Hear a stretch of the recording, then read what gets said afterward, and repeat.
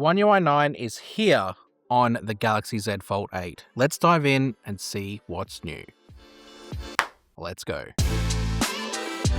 We are in the second year now of Samsung's new update policy that started last year, where we get the new oneui version alongside the new version of Android. So we now have the launch of oneui 9 with the launch of Android 17 on Samsung flagships. I have it here on my Galaxy Z Fold 8, which I love, by the way. And let's just go through what is new, even though there isn't technically much, but we'll go through it anyway. The first is the stuff that's been updated to Galaxy AI. Samsung, with every new oneui version, seem to bring new Galaxy AI features on board. There's not as much here as there normally is, I guess because their feature set is so fleshed out already, but there is an update to Call Assist with a new feature called Call Brief. I really like the direction that this feature is headed in. The way Call Brief will work is that basically when you're on a phone call, it will listen for the phone call and try and extract things from other parts of the phone that are relevant to what you're talking about on the phone. So it's just going to bring things to the surface, and I can't wait to try this out properly as my phone populates things and as I get more stuff loaded on here. But there is a big feature that Samsung brought out with a new heading on board called My Fan Cam. I love the concept of this. As it reads in the description, it basically will follow a subject around that it's identified and then keep that subject center of frame. As someone who has a son that plays football and that is being recorded every time he plays by my wife, she captures all of his goals and all of his moments. But what's really cool with this feature is you can take that moment and then you can, using My Fan Cam, sort of allow it to follow the subject around the field. So let's say he scores a banger goal, great, but you want to just isolate him. Hit the Galaxy AI button. You'll see when you do press on that you've got Audio Eraser still there, in addition to My Fan Cam. And then what's going to happen is it's going to look for subjects in the video and then isolate them. You select the subject that you want, and then you also select the aspect ratio. So you can have it be landscape or portrait, and you've got different aspects that you can choose from. As this is for social media, we can select 9:16 in portrait orientation. You do that, you hit follow, it goes through a bit of a process, and then at the end of that process, the video gets created. It zooms straight in, and then when you press play, you'll see it following with zooms and with crops and with quick follows. It follows that subject around. And then you have that perfect moment. You can save it as a copy. And then after that, you have both versions, both the original and the new one. Love this. Let me know if you've got any way you'd use My Fan Cam down below. I'm already keen to see how it goes for the rest of the season. There's also an update to Now Brief, but not necessarily in how it outputs information, but actually you have a bit more control. So Now Brief already has a lot of content to include. There's a big list of things that are already part of it. But now you have a bit of a control yourself with Now Brief with custom cards. So the way custom cards will work is there's a bit of an information there. It uses AI to generate, and there is limits. So you've got new card generation and you've got editing limits as well. So I think it's 3 cards per day. And then with editing, you can edit up to a certain point and then it refreshes the next day. But when you go and press the plus icon, you see you've got 3 categories of custom cards that you can create. You've got health, you've got weather, and you've got videos. For weather one, I had a bit of an idea as I was creating this. My son trains pretty much every day this week, usually gets affected by weather. So I thought what would be a great idea is creating a custom weather card that lets me know about rain and conditions for sporting activities. And wind as well. I think I chucked that in there because there's categories you can pre-select and you can also enter a prompt.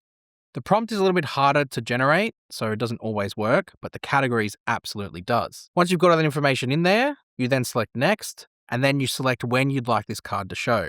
So you've got some options about whether you want it in the morning or the evening or particular day.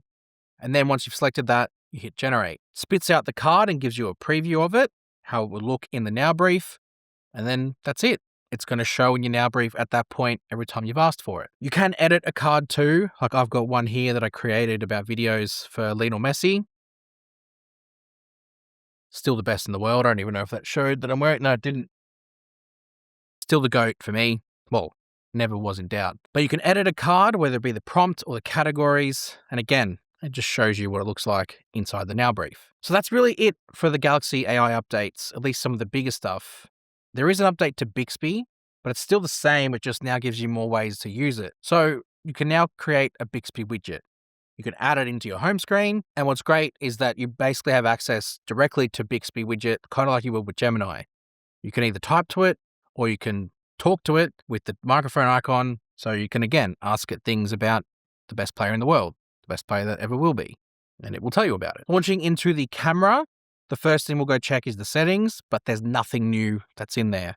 Nothing obvious anyway. At the moment, it just looks pretty much the same way it did with One UI 8.5. There is some new features though. They're subtle, but they're there. The first one, we'll dive into Pro Video Mode. And what I really like what they've done here is they've expanded Pro Video Mode to have more frame rate options.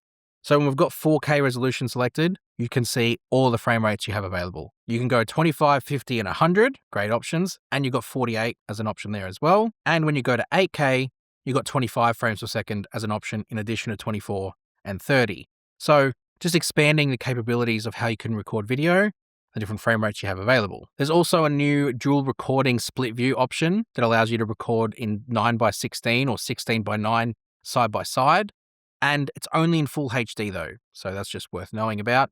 And I also noticed in my hands-on event last week that you can save them as separate files, which you could always do. It's great for that feature to have them as separate files as well. Next up, we head to Samsung DeX. And there's some changes to Samsung DeX, both in the settings. So if you go to connected devices into DeX, you'll see there's a little toggle there for auto hiding the taskbar. And within Samsung DeX, there's a bit of a UI change where it actually will change the multiple desktop view. So you can see a little row at the top of all the desktops that you have open, and you can easily jump between them and get a bit of a small preview over what's in there. So you can have a bit of an educated guess before you jump into it. Within connected devices too, I noticed something called driving report. And this does require the phone to be connected to your car via Bluetooth. As this isn't my main phone yet, I haven't got it connected to my car via Android Auto or Bluetooth. It's still on my S26 Ultra, so I haven't got this set up. But effectively, it just will connect to Bluetooth to your car, and then every time you get into your car, it starts to monitor your driving. Whether it be how long you're driving for, location, that sort of stuff. It all stores it in there, and then you have a bit of a report that it'll send you, kind of like a screen time report, I guess you could say. Jumping back into the home screen, I noticed something here that kind of concerned me a little bit, and that's that the Google search widget is actually permanent. So if you long press to try and move it around, it doesn't work. A normal widget, you can long press and move, but for some reason, it doesn't allow that.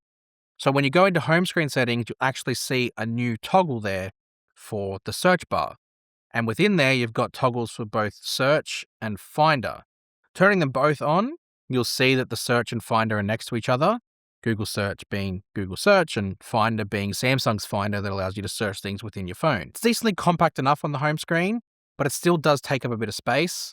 It's space that's normally occupied by the page indicators. So when you go in and turn the toggles off, you see the page indicators return. So it's up to you whether you want them permanently there or whether you don't want them there, because you might want your search widget somewhere else.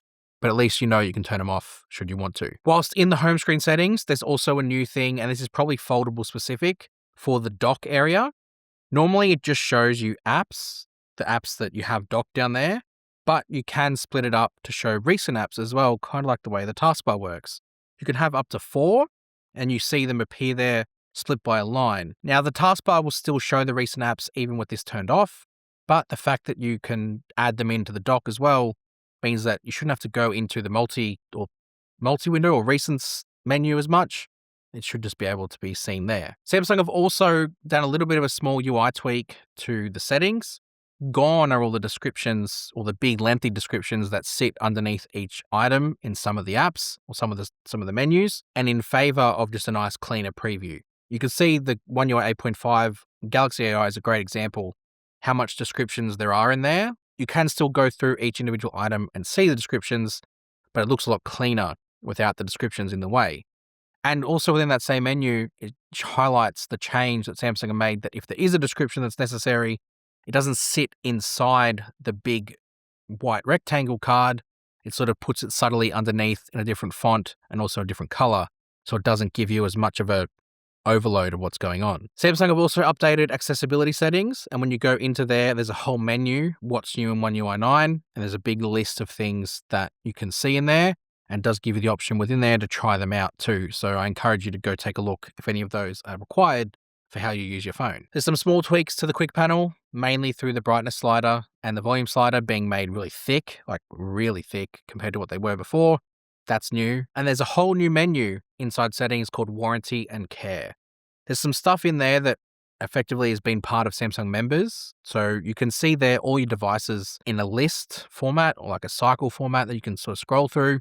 And then when you select a device, it gives you categories of things that might be wrong with it. So you can either search or you can click on a category, and then you can either click on another subcategory, which will take you through to Samsung members with like a blog post of what it is, or you've got chat and remote management services within that too. But if you want to bypass all of that, you can just go straight to Bixby within here as well.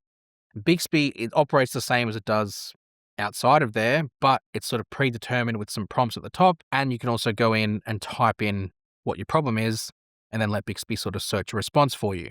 And it gives you a breakdown of what could be wrong and how you might want to fix it with information that's pertaining specifically to your device. And you've also got diagnostics, which is basically just pulled from Samsung members, but put centrally in here rather than needing to go into members. It's all sort of housed in one spot. And that's really it for One UI 9. There's not much more in here that Samsung have added, at least obviously. I might find stuff as I use the phone a bit more and I can maybe make updates. We'll see. Could even do a comparison to One UI 8.5 to show you them next to each other if you'd prefer that too. Let me know in the comments below. I hope it's okay I did it in portrait orientation on the Z Fold 8. I know you can do it in that widescreen format, but I thought the portrait one looked quite cool. Might make it easier to follow. Anyways, let me know in the comments. Hit subscribe whilst you're down there. Make sure you do that. And I'll see you guys in the next one. You!